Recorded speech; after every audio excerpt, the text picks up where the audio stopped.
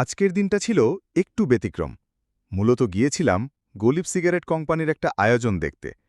সেখানে পৌঁছে দেখি চারপাশে অনেক মানুষ, সবার মুখে কৌতূহল, আনন্দ আর ব্যস্ততা।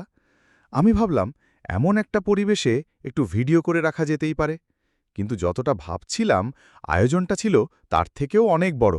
তারা শুধু অনুষ্ঠান করেনি, সঙ্গে একটা ফ্রি ডাক্তার চেম্বারের ব্যবস্থাও রেখেছিল। যদি কারো কোনো স্বাস্থ্য সমস্যা থাকে, সরাসরি ডাক্তারের সঙ্গে কথা বলেই প্রেসক্রিপশন নিয়ে নিতে পারছিল। সুযোগটা কাজে লাগালাম আমিও। একদম ফ্রিতে ডাক্তারের পরামর্শ নিয়ে নিলাম। আর যেটা সবচেয়ে ভালো লেগেছে, সবার মাঝে একটা মিল ছিল। একসাথে সময় কাটানোর মধ্যে একটা আলাদা আনন্দ ছিল।